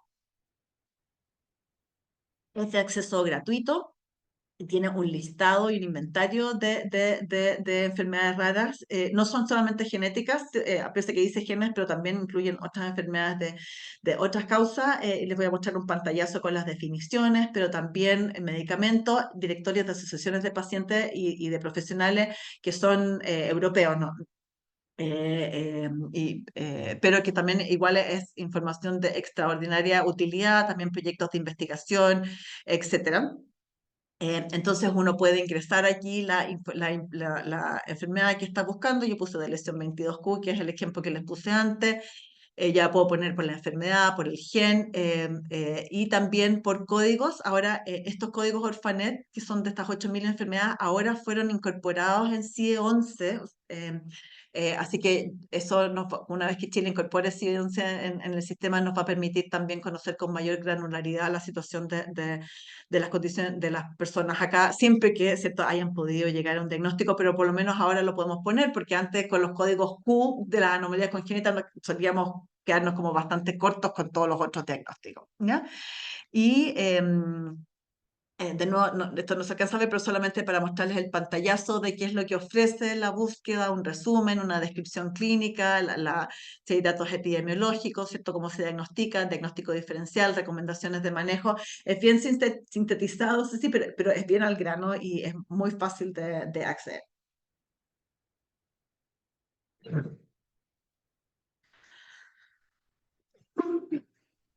Otro recurso, que este sí que es mi favorito, se llama GeneReviews y está en la misma, en CDI, donde está PubMed y otras bases de datos en las cuales nosotros pasamos harto tiempo, pero está bajo la categoría de libros. Y GeneReviews es una revisión de alrededor de 900 condiciones raras o poco frecuentes, que son bastante exhaustivas. Están habitualmente escritas por expertos en las condiciones, pues, y eso es prácticamente útiles para condiciones menos frecuentes en las cuales no hay como es como cosas o sea, información de medicina basada en evidencia, pero sí estas son las recomendaciones de los expertos y habitualmente están actualizadas. O sea, la última actualización ha sido en los últimos 5 años, en los últimos 5 años. Esto, al igual que el anterior, no sirve para buscar un diagnóstico que no sé qué tiene mi paciente, pero sí, si el paciente tiene ya un diagnóstico, puedo ir a buscar aquí la información. Y aquí puse el ejemplo de neurofibromatosis 1, que sí hay un resumen, pero también de eso, a diferencia de Orphanet, que es más como breve y al grano, aquí la verdad es que estas revisiones son bastante extensas y describen la clínica, el diagnóstico diferencial, recomendaciones de manejo inicial y el manejo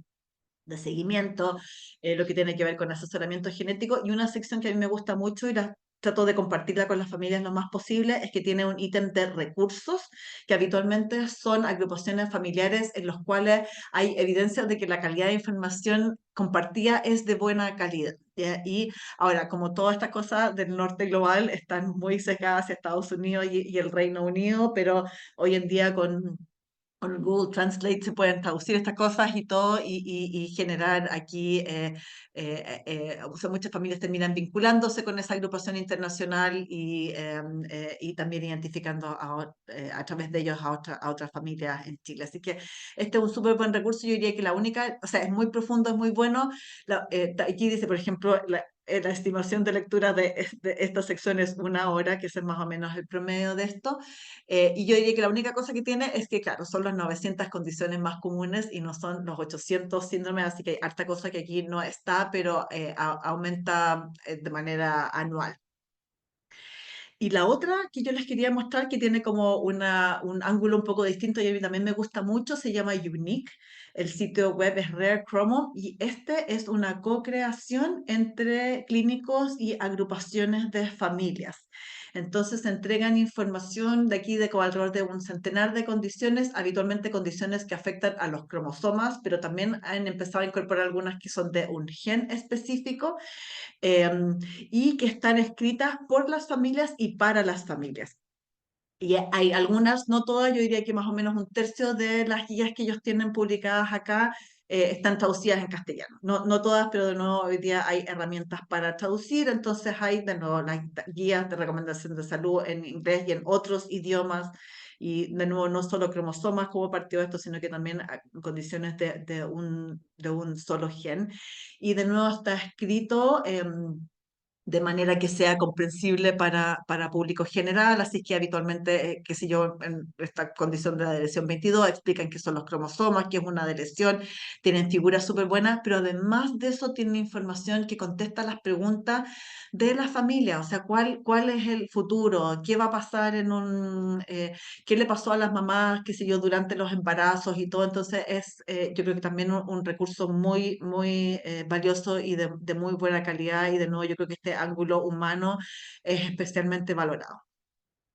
Entonces, para ir amarrando, ¿cierto? Para sintetizar entonces lo que hemos visto, yo puse así como el mensaje clave que espero que se lleven para la casa, es uno, ¿qué son las enfermedades raras o poco frecuentes? Ya hablamos de estas definiciones que tienen que ver con prevalencia o incidencia. ¿Y por qué debiéramos preocuparnos de ella? Uno, porque no es raro tener una enfermedad rara y porque tienen impacto en salud a múltiples niveles y yo creo que esos han estado siempre delante de nuestros ojos, pero seguramente no las hemos visibilizado como tales. Rol de la atención primaria yo creo que es clave y porque tiene impacto en la calidad de vida de las personas. Yo sé que las personas que están en la atención primaria tienen, bueno, todo profesional de salud yo creo que hoy día tiene mucha, mucha, mucha pega eh, y, y, eh, y espero que no se sientan abrumados con esto, sino que transmitir el mensaje del trabajo colaborativo en conjunto y de nuevo rescatar el modelo de NANEAS como una cosa que debiéramos expandir más en este ámbito. Después, en esta mirada de las enfermedades raras o poco frecuentes y cuándo sospecharlas, y de nuevo, por supuesto que siempre hay excepciones a esto, pero cosas que uno debiera levantar las sospechas son manifestaciones multisistémicas, o sea, más de 2 anomalías congénitas mayores o menores. Estas enfermedades comunes, pero que no calzan, ¿cierto?, con las descripciones habituales en las que hay manifestaciones atípicas, las condiciones comunes que parecen como más severas o que son de inicio más precoz y por supuesto la presencia de antecedentes familiares que hacen suponer una condición que se ha heredado en la familia. Y después de no mostrarles ahí algunos recursos, estos 3 recursos útiles para que ustedes puedan explorar, porque ninguno de nosotros tiene esta información en su cabeza, ¿cierto? y realmente es una necesidad importante tener información de buena calidad y que sea accesible en el lugar donde yo estoy viendo a las personas y las familias, ¿ya?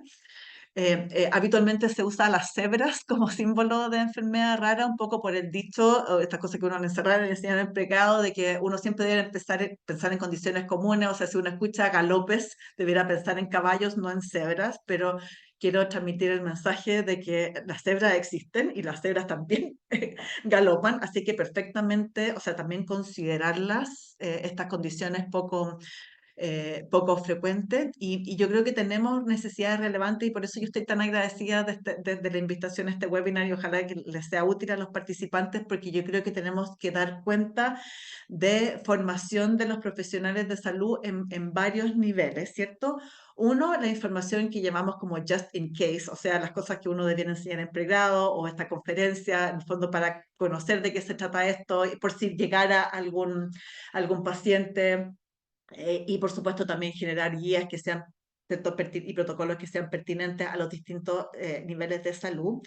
Pero también está la necesidad de generar información just in time, o sea, la información que yo necesito tener acceso en el momento en que estoy viendo al paciente y yo aquí yo creo que, claro, la educación y las conferencias y todo no dan el ancho, honestamente, ¿cierto? Sobre todo en equipos de salud que están súper ocupados y con atención de pacientes diversos, así que yo tengo la expectativa, ¿cierto?, de que nuestros anfitriones hoy día de salud digital también tomen ese desafío, ¿cierto? Y podamos implementar herramientas de apoyo de decisión clínica, de sospecha diagnóstica, etcétera, que estén incorporados, ¿cierto?, en la ficha electrónica o por otros mecanismos que no sean de fácil acceso.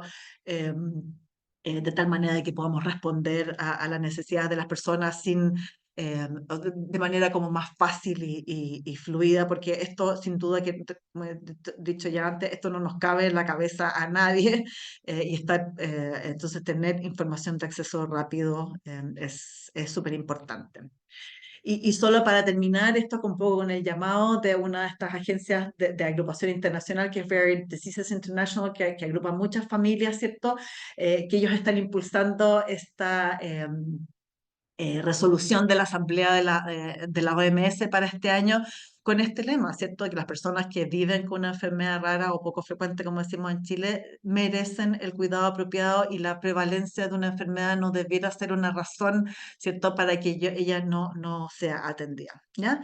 Entonces quería darle las gracias por escuchar, ver el resto de las preguntas y también para quienes se animan en el chat, y esto nos interesa mucho como feedback, ¿cierto?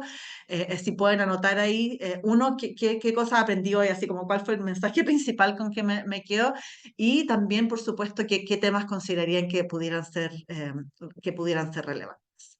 Así que con eso dejo de compartir.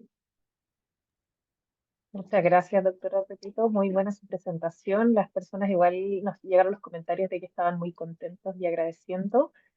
Entonces todavía nos quedan unos 20 minutos para preguntas, así que tenemos espacio todavía. Una de las preguntas que nos llega es que al principio usted hizo una clasificación como por grupos de edad o por tipo de presentación. Entonces, también hemos visto otras clasificaciones de enfermedades poco frecuentes que lo hacen como por sistemas, o sea, como el grupo de enfermedades poco frecuentes que son neuromusculares o que son metabólicas. No sé si usted nos podría contar un poco más de eso, si es que eso es como algo formal o en realidad algo de algunos autores como en particular. Tiene el micrófono cerrado. Me silencié, perdón. Gracias. Claro, como muchas condiciones en salud, ¿cierto? Yo creo que hay muchas maneras de clasificarla. Claro, y la manera por sistema yo creo que es útil desde la mirada de los especialistas, ¿cierto? Pero no muchas veces refleja y eso genera grupos de expertise y como diagnósticos diferenciales y terapia. Yo creo que es como súper valioso, pero también yo creo que tenemos que entender que las enfermedades no solamente es neuromuscular, no solamente es esto y todo.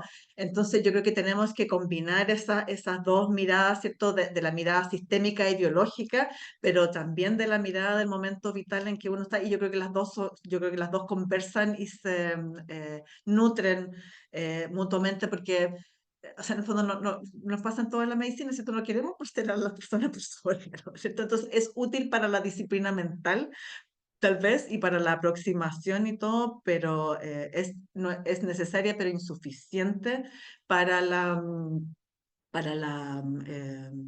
para atender las necesidades de la familia. Súper, muchas gracias. De acuerdo. Em, Otra persona pregunta, en el caso de detectar una sola anomalía, por ejemplo, usted mostró varias dismorfias.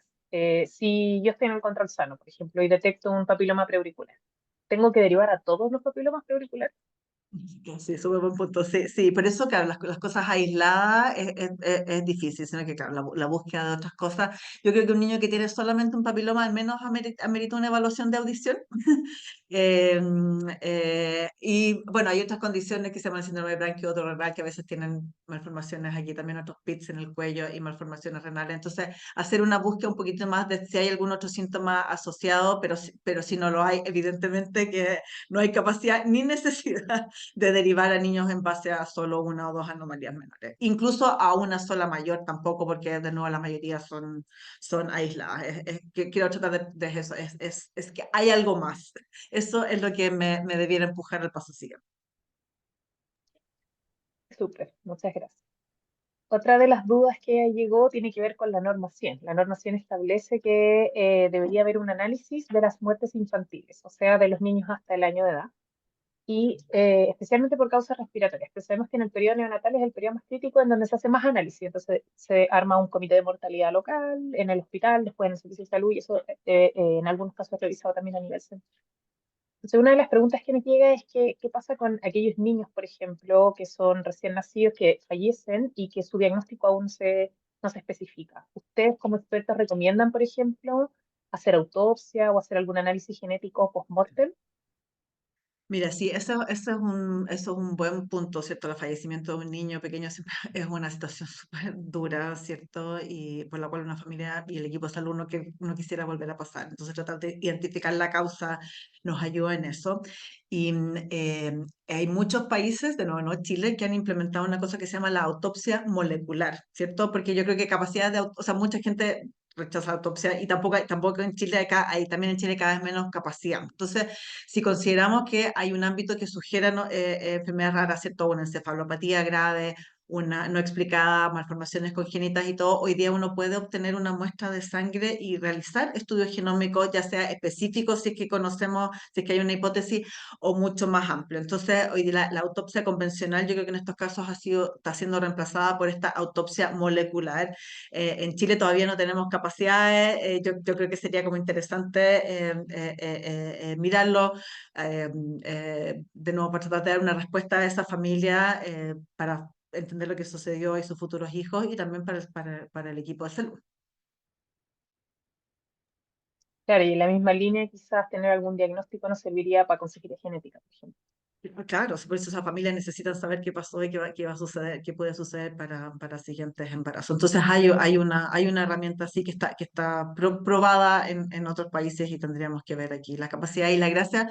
Las muestras de ADN no son difíciles de obtener, o sea, si no es sangre, puede ser que sea una biopsia de piel pequeñita y las muestras de ADN son muy estables, así que uno las puede guardar hasta tener en unas semanas más una conversación con la familia sobre si quieren proceder con el examen. Entonces, los test genéticos se prestan para este tipo de cosas.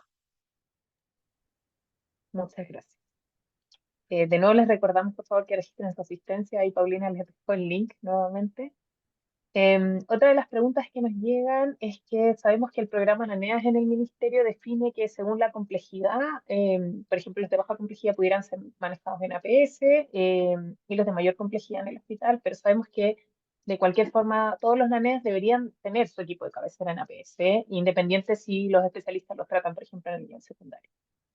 ¿Cómo ve usted esta relación entre los niños, niñas y adolescentes que pudieran tener un diagnóstico de una enfermedad poco frecuente con la implementación de estas como recomendaciones para nanes?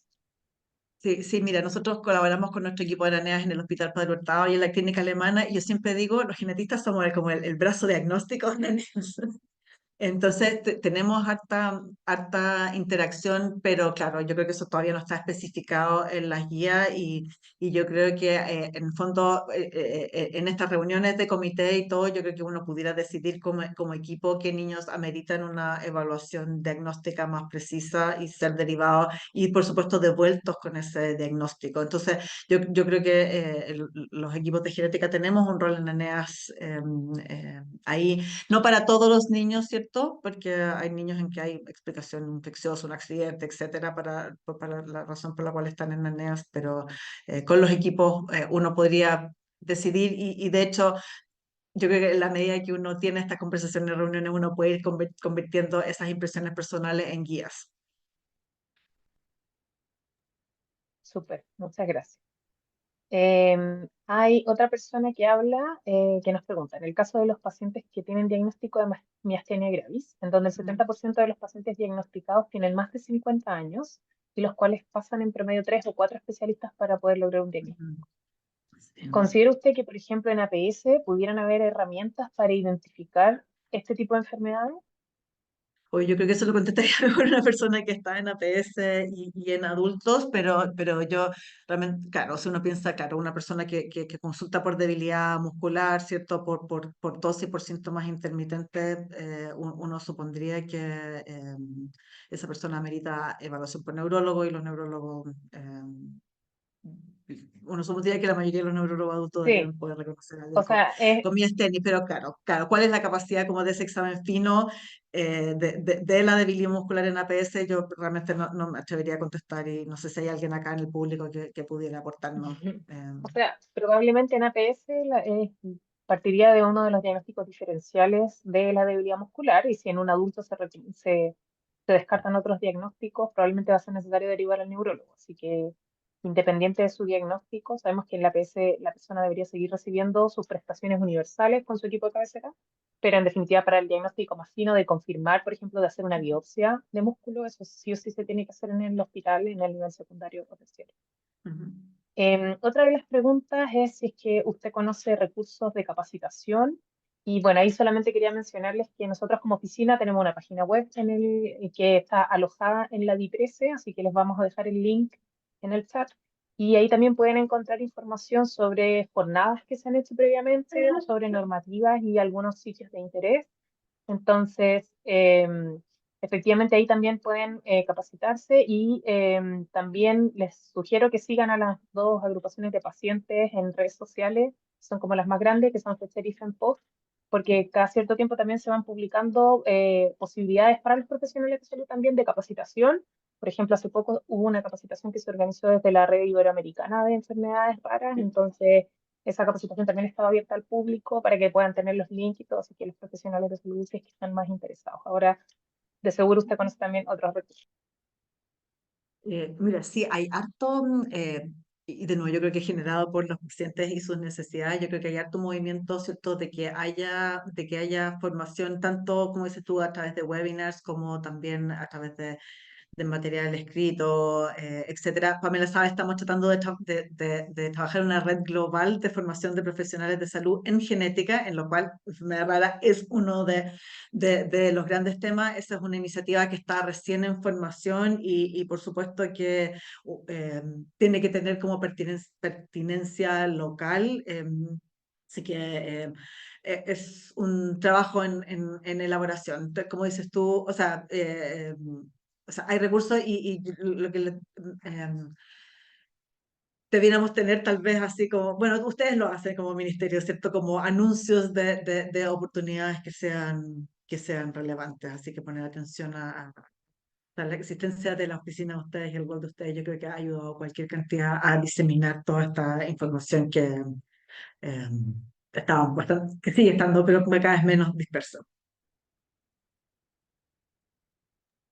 Súper, y de todas formas, también vamos a ir publicando las fechas de los próximos webinars. Esta actividad, por ejemplo, fue organizada en conjunto con el Departamento de Salud Digital del Ministerio. Ellos también tienen página web y se van haciendo este tipo de webinars o charlas con bastante frecuencia. Por ejemplo, para noviembre está definida otro webinar que también lo organizamos como oficina, Y también, además de eso, el Departamento de Rehabilitación y Discapacidad también de la DIPRESE organizó otros en conjunto con Senadis que van a hablar sobre los beneficios sociales o son los beneficios de certificarse también para tener la certificación de discapacidad para las personas que tienen discapacidad. Entonces, para que estén atentas también ahí en las redes sociales de Hospital Digital y también a la información que pueda bajar a través de los servicios de salud o de los referentes también, referentes de infancia o referentes de curso de vida de los servicios de salud y de la Sereni, como porque ahí también va bajando la información. Bueno, creo que ahí también nos dice muchísimas gracias por compartir su conocimiento. Una reflexión, hay un gran desafío en la formación de especialistas que puedan dar una atención integral para velar por el impacto que causan las familias enfrentarse a un diagnóstico de esta naturaleza. Así que no sé qué sus comentarios al respecto en relación también al acompañamiento más humanizado, que hemos hablado también en otras instancias que debiera ser siempre así, pensando que tratamos personas, pero que sabemos que no siempre es el caso. No, de todas maneras, yo creo que eso es absolutamente clave y de hecho yo creo que muchas veces es más importante que el diagnóstico preciso, o sea, el acompañamiento y de nuevo yo creo que insistir en el rol de las agrupaciones porque cumplen ese rol, ¿cierto? Lo que sucede fuera del sistema de salud también es muy clave y sí, o sea, yo creo que la atención integral es clave parcelar, ¿cierto? Yo creo que es muy insatisfactorio y muy insuficiente. Sí, muchas gracias. Bueno, ya yo creo que estamos cerrando y les agradecemos también a todas las personas que se conectaron. Finalmente tuvimos alrededor de 115 conectados, doctora, así que son bastantes. Contarles también que esta sesión también fue grabada, por lo tanto, si es que algunas personas no se pudieron conectar a la sesión entera o quieren difundirla, también una vez que recibamos el video de la grabación del Departamento de Salud Digital como oficina, nosotros vamos a subirla también a la página web de la oficina, así que va a quedar anclada ahí y disponible para que la puedan reproducir después. Así que muchas gracias a todos y todas los que se conectaron. Por favor, recuerden el link de asistencia y es muy importante para nosotros tener registro también de quiénes son. Así que también se lo vamos a compartir, doctora, para sus fines que se pueda servir también quienes estuvieron conectados. Así que muchas gracias. Hasta luego. No, sí, muchas gracias por la invitación y a todos por estar y por participar. Gracias. Chao.